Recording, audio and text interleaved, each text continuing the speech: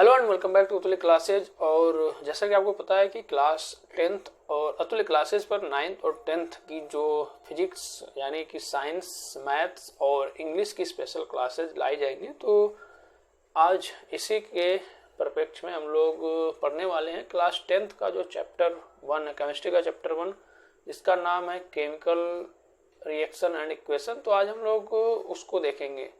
तो जो आज का हमारा टॉपिक है वह है केमिकल रिएक्शन एंड इक्वेशन। और इसमें कौन कौन से पॉइंट है उसको हम लोग देखेंगे।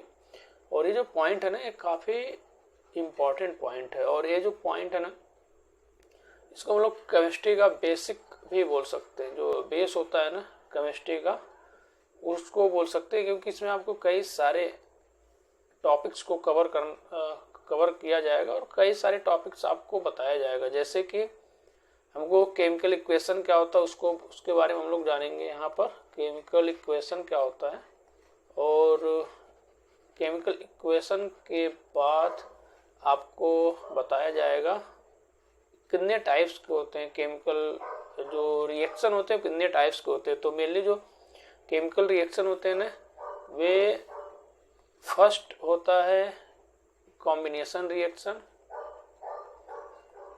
एक कॉम्बिनेशन हो गया रिएक्शन। अभी सारे जितने भी रिएक्शन है ना, सभी रिएक्शन के बारे में हम लोग डिटेल में पढ़ेंगे। ये हो गया कॉम्बिनेशन रिएक्शन। उसके बाद सेकंड नंबर पर है डीकम्पोजिशन रिएक्शन। और ये जो डीकम्पोजिशन रिएक्शन है ना, डीकम्पोजिशन रिएक्शन के लिए हमको नीड पड़ती है किस चीज़ की, तो हमको नीड पड़ती है हीट की। कोई भी चीज़ को डीकम्पोज करना है तो उसके लिए हमको चाहिए क्या, हीट चाहिए। और ये हीट हमको कहाँ से मिलती है, तो एक तो हम लोग जो फर्स्ट टाइप्स का होता है उसको हम लोग थर्मल बोलते हैं। थर्मल यानी हम लोग हीट करते हैं अपने से, कोई भी रिएक्ट कराते हैं तो उसको थोड़ा सा हीट करेंगे।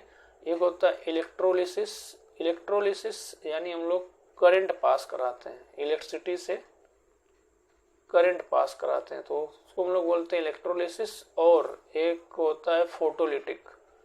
फोटोलिटिक में क्या होता है, बेसिकली हम लोग जो सनलाइट होती है ना, सन की जो एनर्जी होती है उसको हम लोग फोटो बोलते हैं। तो हम लोग इसको क्या करेंगे, सनलाइट यानी सन की जो रेज आती है उसमें हम लोग इसको रख देंगे तो उससे डिकम्पोज हो जाएगा। डिकम्पोज यानी कि डिकम्पोजिशन यानी कि ब्रेक हो जाना।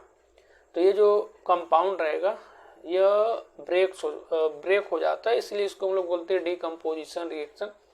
और इसके बाद हम लोग को पढ़ना है डिस्प्लेसमेंट, जिसको हम लोग सिंगल डिस्प्लेसमेंट बोलते हैं। तो डिस्प्लेसमेंट रिएक्शन, डिस्प्लेसमेंट में हमको दो टाइप्स के पढ़ने रिएक्शन, एक सिंगल डिस्प्लेसमेंट और एक डबल डिस्प्लेसमेंट। जैसा कि आपको दिख रहा है यह डिस्प्लेसमेंट लिखा है, थोड़ा सा हैबिट बना नहीं इस पर, तो इसलिए थोड़ा सा लिखा नहीं रहा अच्छे से। तो यहाँ से हम लोग डिस्प्लेसमेंट, और एक होता है डबल डिस्प्लेसमेंट।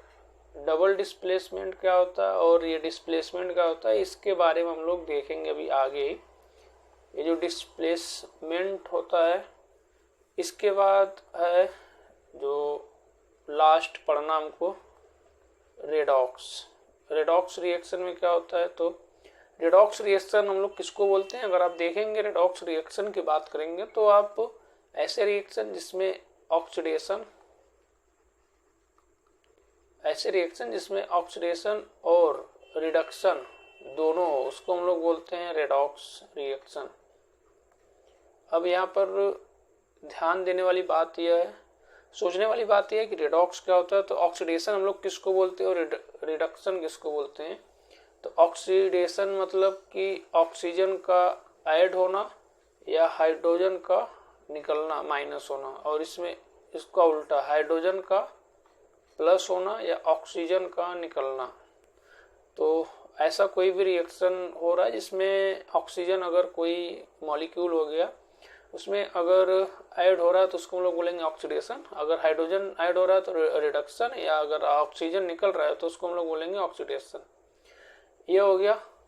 और इसके साथ हम लोग थोड़े से देखेंगे जो ऑक्सीडेशन के इफेक्ट क्या क्या होते हैं और उसके साथ ही हम लोग, इतना हो गया केमिकल इक्वेशन। और इसी में हमको पढ़ना है इफेक्ट, कि हम लोग ऐसे कौन कौन से पॉइंट हैं जिसके बेस पर हम लोग बता सकें ये रिएक्शन हो रहा है कि नहीं हो रहा है। तो इसके भी कुछ पॉइंट्स हैं। जैसे फर्स्ट है जो स्टेट रहेगा ना, स्टेट, चेंज इन स्टेट, उसका जो स्टेट रहेगा वो चेंज हो जाएगा। जैसे अगर लिक्विड है तो प्रेसिपिटेशन यानी कि सॉलिड आ जाएगा, प्रेसिपिटेट हो सकता है, गैस हो सकता है, तो उसका जो स्टेट होगा वो चेंज हो जाएगा।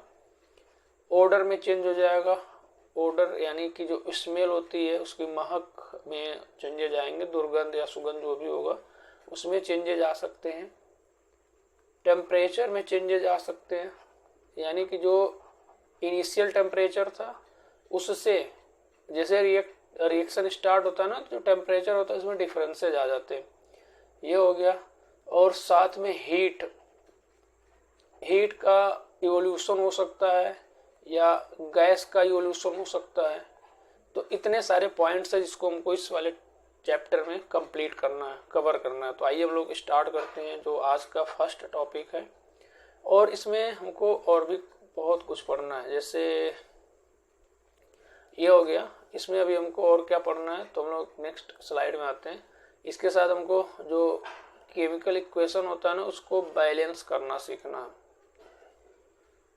तो इस वीडियो में हम आपको बैलेंस करना सिखा देंगे, बैलेंस टू केमिकल इक्वेशन, यानी कि जो केमिकल इक्वेशन होता है ना उसको हम लोग किस तरीके से बैलेंस करेंगे वो भी हम लोग सीखने वाले हैं।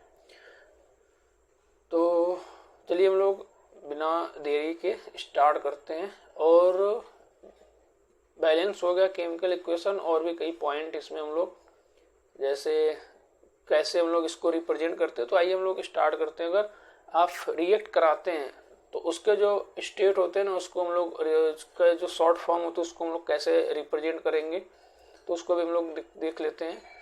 और जो रिएक्शन होते हैं, जैसे आप जैसे सपोज करिए अगर सॉलिड है, कोई भी मेटल हो गया या कोई सॉलिड फॉर्म में रिएक्ट कर रहा है तो उसको हम लोग कैसे लिखेंगे, तो उसको हम लोग एस से रिप्रेजेंट करेंगे। सॉलिड हो गया, लिक्विड हो गया, लिक्विड को हम लोग एल, और गैस हो गया तो गैस को हम लोग कैसे रिप्रेजेंट करेंगे, जी से। और एक्वस हो गया, एक्वस यानी कि कोई भी हो गया जो वाटर के साथ सॉल्यूशन बना लेगा तो उसको हम लोग एक्वस बोलते हैं। तो इसको हम लोग ए और क्यू से रिप्रेजेंट करेंगे। प्रेसिपिटेशन अगर हो रहा है, कोई प्रेसिपिटेट हो गया है, प्रेसिपिटेट हो रहा है तो उसको हम लोग ऐसे एरो लगाएंगे नीचे साइड। अगर गैस का इवोल्यूशन हो रहा है, गैस यानी निकल रही है, तो उसमें हम लोग ऐसे साइन लगाएंगे। तो सारी चीज़ें हैं जो हम लोग क्या करेंगे, ये सारी जो चीज़ें हैं ना, इन सारी चीज़ों को हम लोग यूज करने वाले हैं रिएक्शन में, जो कि रिएक्शन की कंडीशन बताते हैं। तो आइए अब हम लोग स्टार्ट करते हैं। तो हमारा जो फर्स्ट टॉपिक होता है केमिकल रिएक्शन। तो हम लोग देखने वाले हैं फर्स्ट जो टॉपिक है केमिकल रिएक्शन किसको बोलते हैं। तो केमिकल रिएक्शन की अगर आप डेफिनेशन देखेंगे तो बेसिकली एक प्रोसेस होता है। प्रोसेस, ऐसा प्रोसेस जिसमें a process in which one or more substances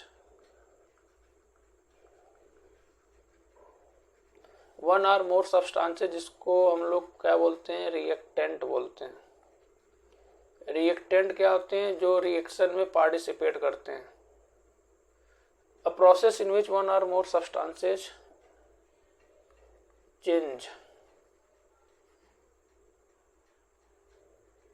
change या कन्वर्टेड, आपको जो समझ में आए, तो change into other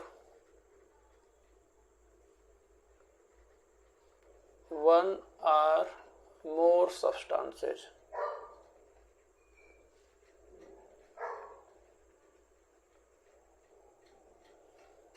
that is product.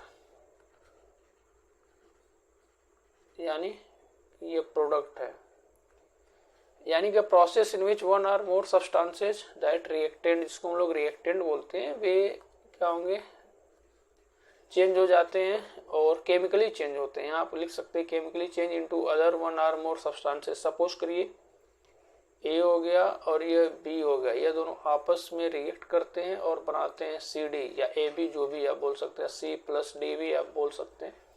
तो इसको हम लोग क्या बोलेंगे, यह है, ये दोनों है रिएक्टेंट, यह है रिएक्टेंट और यह है प्रोडक्ट। तो रिएक्टेंट क्या होते हैं, ये जो रिएक्टेंट होते हैं किसको हम लोग रिएक्टेंट बोलते हैं, तो जो पार्टिसिपेट करते हैं, जो रिएक्शन में पार्टिसिपेट करते हैं, जो पार्टिसिपेट करते हैं उसको हम लोग क्या बोलते हैं, उसको हम लोग बोलते हैं रिएक्टेंट। और जो रिजल्ट आता है, जो केमिकल रिएक्शन के बाद रिजल्ट आता है, उसको हम लोग बोलते हैं प्रोडक्ट। और रिएक्टेंट क्या करते हैं, जो रिएक्शन में पार्टिसिपेट करते हैं, तो उसको हम लोग बोलते हैं रिएक्टेंट। और अब हम लोग आते हैं नेक्स्ट वाले टॉपिक पर, जो नेक्स्ट हमारा टॉपिक है कि हम लोग कैसे केमिकल इक्वेशन को बैलेंस करते हैं, how to balance chemical equation to equation. तो हम लोग एक एग्जाम्पल से लेते हैं छोटा सा और उसको बैलेंस करना सीखते हैं। तो हमारे पास एक एग्जाम्पल्स है Fe प्लस H2O, यह हमारे पास एग्जाम्पल है Fe प्लस H2O और यह रिएक्ट कर रहा है कि को बना रहा है Fe3O4 और प्लस ये बना रहा है H2। अब ये हमारे पास एक केमिकल रिएक्शन है, इसको हमको करना बैलेंस। तो हम लोग कैसे करेंगे, तो सबसे पहला काम हम लोग बनाए एक, इसको हमको बैलेंस करने के लिए सबसे पहले हम लोग बनाएंगे जिसको हम लोग बोलते हैं हिट एंड ट्रायल मेथड। तो हम लोग एक ऐसे बनाएंगे बॉक्स और इसमें बीच से हम लोग करेंगे दो पार्ट। ये हो गया रिएक्टेंट, यानी ये रिएक्टेंट में जितने भी कंपाउंड या एलिमेंट है सबको लिखेंगे, और ये हो गया प्रोडक्ट। अब इसके भी हम लोग करेंगे पार्ट। अब देखिए इसमें कितने हैं, टोटल 2 हैं, तो इधर एक और लाइन। ऐसे भी तो सीखने के लिए, फिर हम लोग जब सीख जाएंगे तो हम लोग डायरेक्ट करेंगे। इधर हम लोग जो भी, इधर क्या है Fe और इधर H2O, इधर आपका Fe3O4 और इधर है H2। यह मेथड काफ़ी ज़्यादा इजी और काफ़ी ज़्यादा अच्छा है, इससे आप इजीली तरीके से समझ सकते हैं।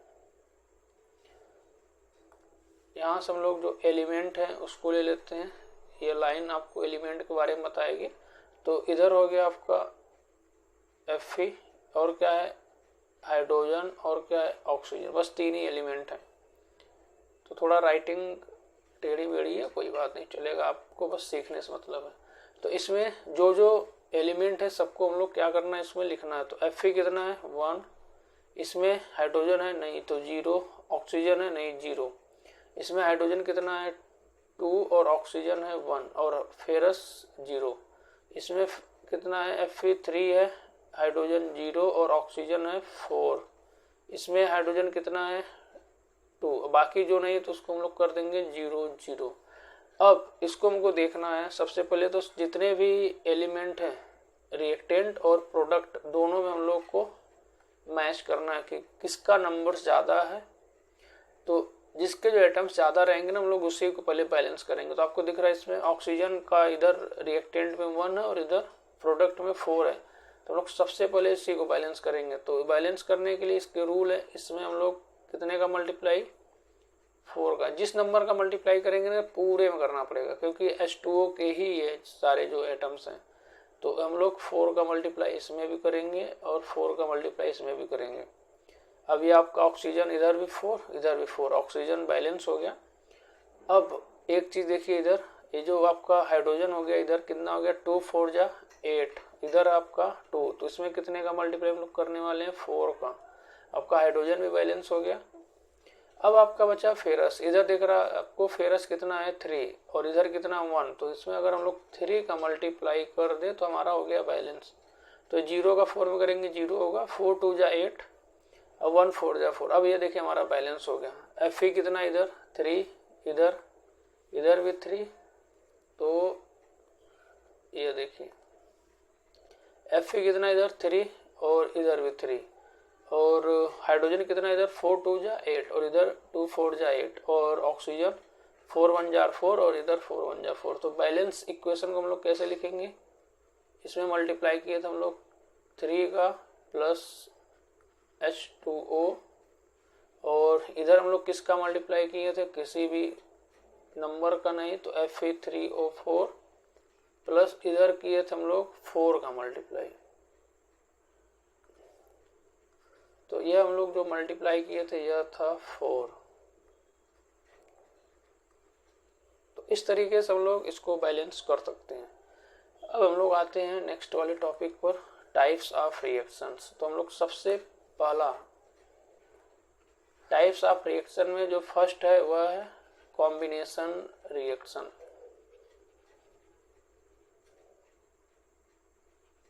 और ये जो कॉम्बिनेशन रिएक्शन होते हैं ना, ये कॉम्बिनेशन रिएक्शन क्या होते हैं,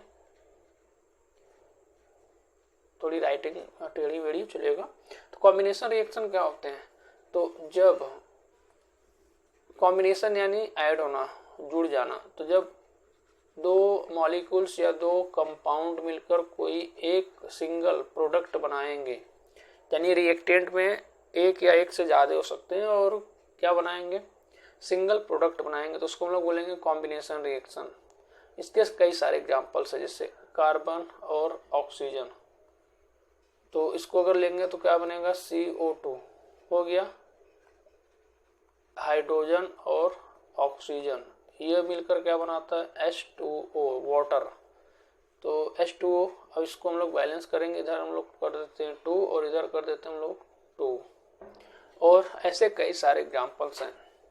तो कुछ एग्जांपल्स हम लोग बुक से देखते हैं, जो क्लास 10th की बुक है उसमें देखते हैं। तो एक है CaO यानी कैल्शियम ऑक्साइड प्लस H2O। ये जो चूना होता है ना, बोरी वाला चूना होता है, इसको हम लोग बोलते हैं क्विक लाइम। ये हो गया क्विक लाइम। जो चूना आता है पाउडर वो है, इसको अगर हम लोग वाटर के साथ ऐड करते हैं तो हमारा बनता है CaOH होल ट्वाइस, और इसको हम लोग बोलते हैं कैल्शियम हाइड्रोक्साइड।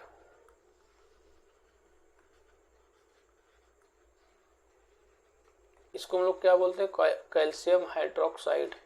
और यह जब हम लोग पेंट मारते हैं ना, घर में पुट्टी होता है, चुनाई होता है ना, तो चूना पाउडर आता है सबसे पहले, तो उसको हम लोग क्या करते हैं, पहले वाटर पानी में घोलते हैं, फिर घोलने के बाद ये CaOH होल ट्वाइस बोलते हैं इसको, कैल्शियम हाइड्रोक्साइड। और इसका हम लोग क्या करते हैं, दीवार पर ऐसे पोत देते हैं, और यह क्या करता है, कार्बन डाइऑक्साइड होता है ना उसके साथ रिएक्ट कराता है और कैल्शियम कार्बोनेट बनाता है और वाटर बनाता है।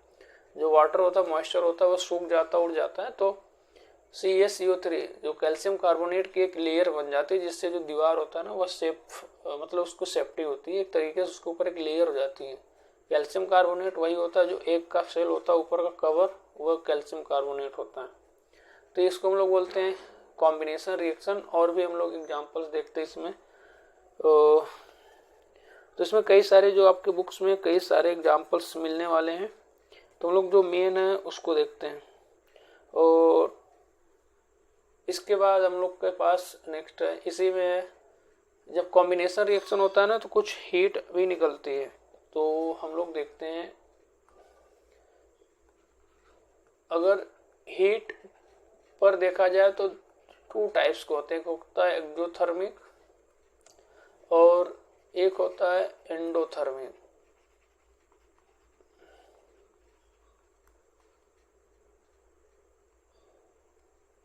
एक्सोथर्मिक रिएक्शन क्या होते हैं, ऐसे रिएक्शन जिसमें हीट जनरेट हो, हीट क्या हो इसमें जनरेट हो, तो उसको हम लोग बोलेंगे एक्सोथर्मिक। जैसे हम लोग रेस्पिरेशन करते हैं ना, जैसे आप कोई भी चीज़ जलाते हैं, जैसे कार्बन हो गया, तो बर्निंग ऑफ नेचुरल गैस ही देख लीजिए, आपके बुक का है। नेचुरल गैस किसको बोलते हैं? मेथेन को CH4 इसको बोलते हैं मीथेन। और ये ऑक्सीजन हो गया। तो बर्न करेंगे तो क्या क्या बनता है? सबसे पहले तो अब हम लोग जब मीथेन यानी नेचुरल गैस इसको बोलते हैं, इसको हम लोग मीथेन बोलते हैं, इसको ऑक्सीजन के साथ बर्न करेंगे तो आपका कार्बन डाइऑक्साइड प्लस H2O बनाएगा। इसको हम लोग बैलेंस भी कर सकते हैं। कार्बन कितना है? 1, तो इधर 1 है, और ऑक्सीजन कितना है? 3। इधर अगर हम लोग 2 कर दें और इधर कर दें 2, तो ये आपका बैलेंस हो गया। तो इसमें आप जैसे जब मीथेन यानी कि नेचुरल गैस को अगर आप बर्न करते हैं, ये हम लोग बर्न कर रहे हैं, जला रहे हैं इसको, तो जब बर्न करते हैं तो इधर से हीट भी निकलती है, हीट का इवोल्यूशन होता है। तो जब जिस रिएक्शन से हीट निकले उसको हम लोग बोलते हैं एक्सोथर्मिक। एंडोथर्मिक रिएक्शन क्या होता है? जिसमें आपको हीट की नीड पड़े, तो उसको हम लोग बोलते हैं, जैसे इसमें और भी एग्जांपल से एक कॉमन सा एग्जांपल है, रेस्पिरेशन हम लोग करते हैं ना, हम लोग सांस लेते हैं, तो सांस लेना भी कैसा है? रेस्पिरेशन। ये भी एक्सोथर्मिक है। एंडोथर्मिक यानी जिसमें हमको हीट की नीड पड़े, जैसे इसका एक एग्जांपल हो गया 2AgCl। अब यह जैसे डिकम्पोजिशन, जितने भी डिकम्पोजिशन रिएक्शन है ना, सब में किसकी नीड पड़ती है? एनर्जी की, क्योंकि किसी भी चीज को डिकम्पोज करने के लिए आपको एनर्जी की नीड पड़ती है।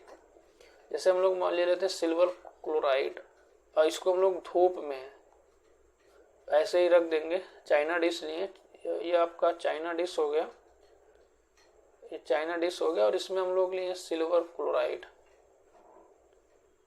सपोज करिए सिल्वर क्लोराइड हो गया, और इसको हम लोग ऐसे ही धूप में एटमॉस्फेयर में रख देंगे, धूप में, तो कुछ टाइम बाद इसका जो कलर होगा ना चेंज हो जाएगा, ये ग्रे कलर का हो जाएगा, यानी सिल्वर बचेगा, क्लोरीन उड़ जाता है इससे। तो क्या मिलेगा आपको? इधर मिलेगा Ag प्लस Cl2, यह गैस निकल जाएगा, और इधर 2Ag, ये आपका बैलेंस हो गया। तो सिल्वर क्लोराइड यह क्या है? तो इसको एंडोथर्मिक, क्यों? इसमें हीट की नीड पड़ रही है। ये आपको दिख रहा है ना, फोटोलिटिक, इसको हम लोग कहाँ रखेंगे? या सन की हीट में हम लोग रखेंगे, तो ऐसा होता है।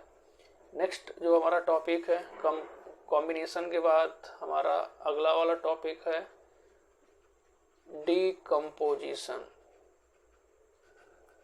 और डीकम्पोजिशन में हमको टोटल 3 टाइप्स के पढ़ने हैं। तो हम लोग फर्स्ट वाला पढ़ने वाले हैं थर्मल।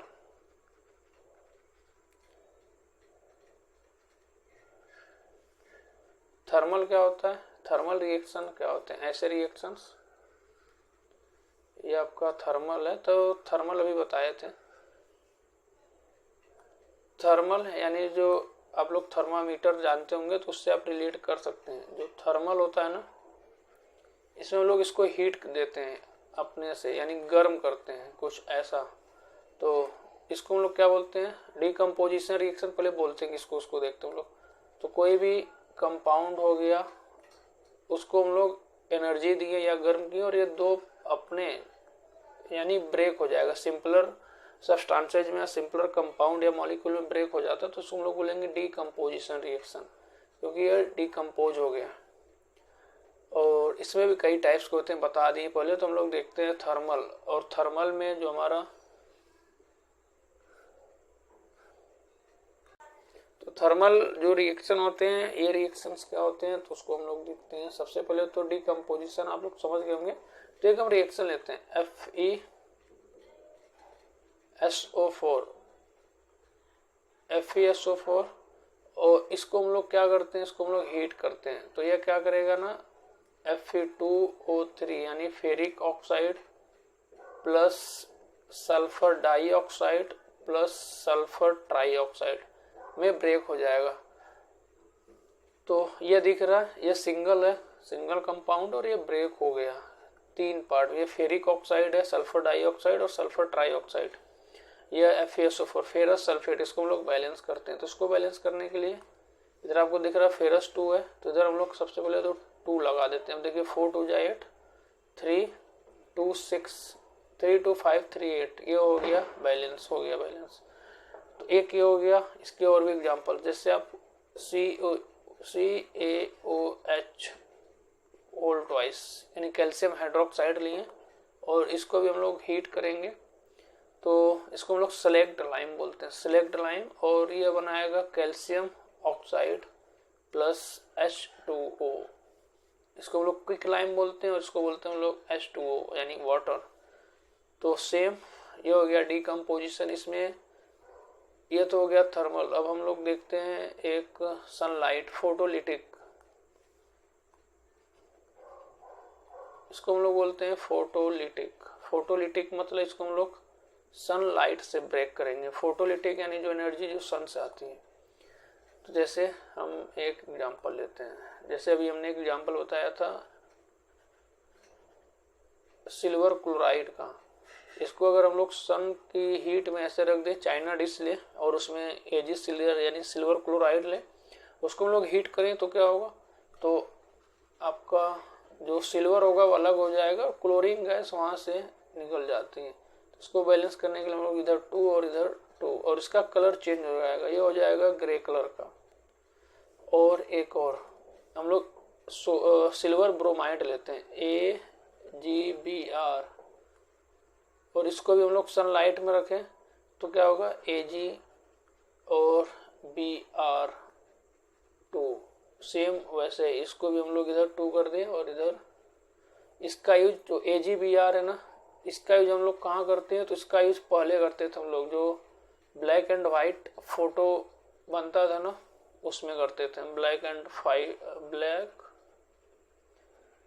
वाइट कलर की जो फोटोग्राफी होती थी ना उसमें हम लोग इसका यूज करते थे AgBr यानी सिल्वर ब्रोमाइड का। तो ये सारे जो डीकम्पोजिशन रिएक्शन के एग्जांपल्स हैं, हम लोग आगे देखें। तो जो नेक्स्ट है हमारा डीकम्पोजिशन में, अब हम लोग देखते हैं नेक्स्ट जो टॉपिक है उसको हम लोग बोलते हैं डिस्प्लेसमेंट रिएक्शन। और डिस्प्लेसमेंट रिएक्शन में हम लोग छोटा छोटा एग्जांपल्स लेते हैं, उसको सुनिए। डिस्प्लेसमेंट रिएक्शन क्या होता है, जैसे सपोज करिए ये आपका A हो गया और इसका रिएक्शन हम लोग करा दिए, मान लेते हैं BC। तो ये क्या करेगा, यह डिस्प्लेस कर देगा, यानी यहाँ आपको दिख रहा है A B को हटाकर अपने आ जाएगा। और ऐसा कब होता है, ऐसा होने का रीजन क्या है, तो ऐसा होने का रीजन जो एलिमेंट या जो ये एलिमेंट है A या B से ज़्यादा रिएक्टिव है, यानी ज़्यादा पावरफुल एक तरीके से बोल सकते हैं। तो इस तरीके से हम लोग देखते हैं। तो इसके एग्जांपल्स अगर आप देखेंगे तो इसके एग्जांपल्स आपको मिलेंगे, जैसे Fe हो गया फेरस और यह CuSO4, Fe हो गया और CuSO4 यह कॉपर सल्फेट है या फेरस आपका आयरन है। ये क्या करेगा ना, Cu को यानी यह रिएक्ट करेगा और FeSO4 प्लस कॉपर को अलग कर देगा। तो ये काफ़ी ज़्यादा अच्छा एग्जांपल्स है। यह बेसिकली क्या होता है कि आप कॉपर सल्फेट का सॉल्यूशन लेंगे तो उसमें अगर आप आयरन की जो नील होती है, कील होती है, उसको डालेंगे तो उसका कलर चेंज हो जाता है। और ये जो कॉपर सल्फेट होता है ना, ये ब्लू कलर का होता है, ब्लू कलर से यह हो जाएगा ग्रीन कलर। और जो फेरस होगा ना, इसका कलर हो जाएगा ब्राउन कलर का। जबकि फेरस अगर देखेंगे आप, आयरन देखेंगे तो ब्राउन कलर का नहीं होता, लेकिन रिएक्ट करने के बाद ये ब्राउन कलर का हो जाता है। ये हो गया डिस्प्लेसमेंट रिएक्शन। इसमें और भी एग्जांपल्स हैं, जैसे आप जिंक का भी ले सकते हैं, यानी जो ज़्यादा पावरफुल हैं वे क्या करेंगे, एक रिएक्टिव सीरीज होती है, रिएक्टिविटी सीरीज होती है, जो कि आपको चैप्टर 3 में मिलेगा देखने को। तो ये ZnSO4 प्लस Zn नहीं है, Zn तो उसको डिस्प्लेस कर रहा है, ये कॉपर रहेगा, कॉपर। तो इस तरीके से हम लोग डिस्प्लेसमेंट रिएक्शन देख सकते हैं। और हमारा जो नेक्स्ट है वह है डबल डिस्प्लेसमेंट।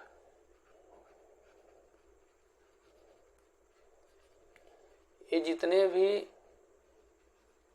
रिएक्शन है ये सब इम्पोर्टेंट है और सब एनसीईआरटी बेस्ड है, तो सारे रिएक्शन आपको काम देने वाले हैं। डबल डिस्प्लेसमेंट रिएक्शन क्या होता है? तो ऐसे रिएक्शन जिसमें जो आयंस होते हैं ना वे आपस में एक्सचेंज हो जाएं, मतलब कि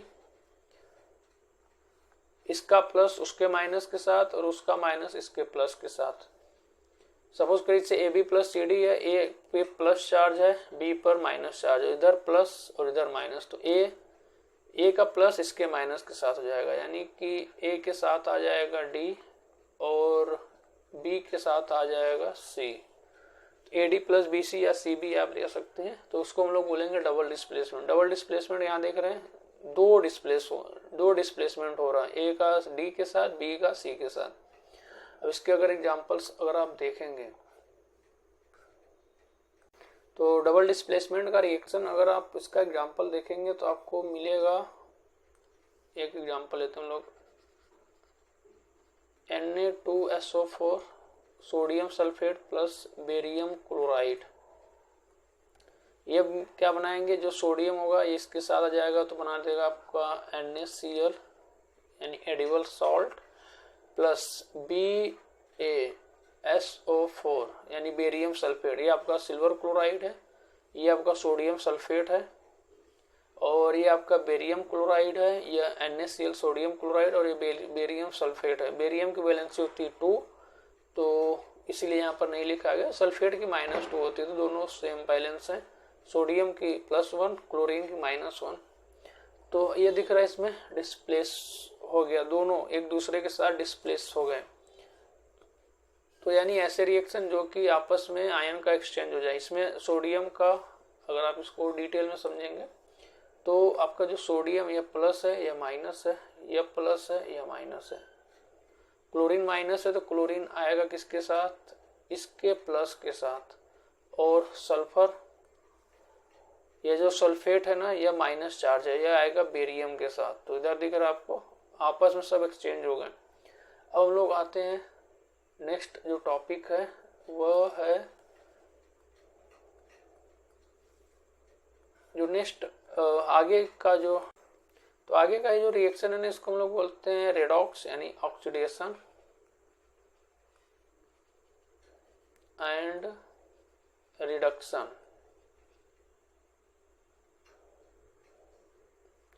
जिसको हम लोग बोलते हैं रेडॉक्स। इसमें क्या होता है, इसमें बेसिकली क्या होता है ना कि ऑक्सीडेशन भी होगा साथ में और साथ में रिडक्शन भी होगा। तो हम लोग समझते हैं ऑक्सीडेशन क्या होता है और रिडक्शन। ऑक्सीडेशन किसको बोलते हैं, तो ऑक्सीडेशन यानी कि ऑक्सीजन का प्लस होना। अगर ऑक्सीजन ऐड हो रहा है तो उसको हम लोग बोलेंगे ऑक्सीडेशन, या हाइड्रोजन का निकलना यानी ऑक्सीजन का एडिशन और हाइड्रोजन का सब्ट्रैक्शन। और इसमें क्या होगा, इसमें उल्टा होगा, हाइड्रोजन का एडिशन और ऑक्सीजन का निकलना यानी माइनस होना। तो इसके एग्जांपल्स अगर आप देखेंगे तो सबसे अच्छा एग्जांपल इसका कार्बन हो गया, एक छोटा सा एग्जांपल, और इसके साथ ऑक्सीजन के साथ रिएक्ट करा दिए तो क्या बनाएगा CO2 कार्बन डाइऑक्साइड। तो इधर देख रहा है तो आपका कार्बन से क्या बन गया, कार्बन डाइऑक्साइड। तो इसमें कार्बन का क्या हो रहा है, ऑक्सीडेशन। तो इसको हम लोग क्या बोलेंगे, ऑक्सीडेशन। और कुछ और एग्जांपल्स हम लोग देखते हैं इसके, काफी अच्छे एग्जांपल। तो इसके और भी एग्जांपल्स अगर आप देखते हैं तो आपको, चलिए हम लोग लेते हैं कॉपर ऑक्साइड प्लस H2, ये रिएक्ट करा दिया तो क्या बनेगा, कॉपर ऑक्साइड प्लस H2, तो कॉपर अलग हो जाएगा और H2 वाटर बनाएगा। अब इसमें आपको बताना है कि किसका रिडक्शन हो रहा है, किसका ऑक्सीडेशन हो रहा है। तो आपको इधर दिख रहा है CuO यानी कि कॉपर ऑक्साइड से ऑक्सीजन चला गया तो ऑक्सीजन जाना यानी कि रिडक्शन। तो कॉपर किसका रिडक्शन हुआ, और यहाँ पर आपको दिख रहा है ना यह CuO का क्या हो गया, रिडक्शन। कॉपर ऑक्साइड का रिडक्शन हुआ और इसका देखिए H2O, ये H2O है, H2O में क्या हुआ, ऑक्सीजन ऐड हुआ तो इसका क्या हो गया, ऑक्सीडेशन। तो इधर हाइड्रोजन का क्या हो गया, हाइड्रोजन का ऑक्सीडेशन। तो इस तरीके से हम लोग जो भी एग्जाम्पल्स रहेंगे उसको हम लोग कर सकते हैं। अब आते हैं हम लोग आज का लास्ट जो टॉपिक है जिसको हम लोग यूज बोलते हैं, ऑक्सीडेशन का यूज। जैसे जो पढ़ना हमको कोरोजन, कोरोजन क्या होता है, तो जो रस्ट लग जाते हैं ना, रस्टिंग ऑफ आयरन भी इसको हम लोग बोलते हैं। यानी कि यह क्या करता है, बेसिकली लेयर बन जाती है जो ऑक्सीजन की ना, एक लेयर बन जाती है, यानी ऑक्साइड हो जाता है। तो जैसे जो आयरन होता है ना, तो उसके ऊपर ऑक्सीजन की लेयर बन जाती है, तो उसको हम लोग बोलते हैं कोरोजन। और इससे बचने के लिए हम लोग क्या करते हैं, पेंट करते हैं, आयरन का पेंट कर दिए, इलेक्ट्रोप्लेटिंग करते हैं। और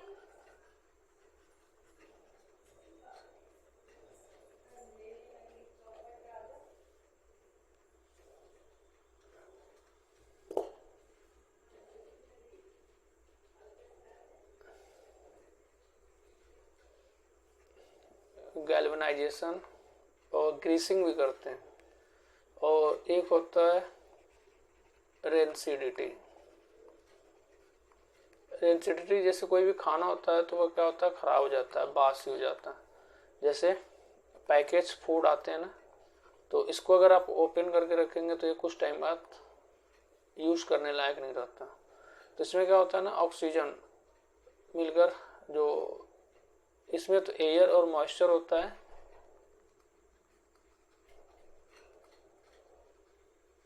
इसमें एयर और मॉइस्चर होता है, उसके कारण ये होता है। लेकिन इसमें क्या होगा, इसमें बासी हो जाता है। बासी होना मतलब कि ऑक्साइड जो ऑक्सीजन होगा ना रिएक्ट कर लेता है। तो इससे बचने के लिए हम लोग जो पैकेट होता है एयर टाइट पैकेट का इस्तेमाल करते हैं।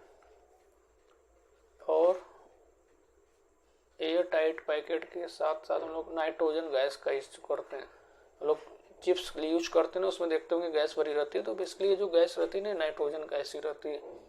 तो यह रहा आज का पूरा जो चैप्टर 1 है, यहाँ पर वह होता है द एंड। तो आप लोग अपनी एक्सरसाइज सॉल्व करते रहिएगा। अगर वीडियो पसंद आए तो लाइक करिए, शेयर करिए।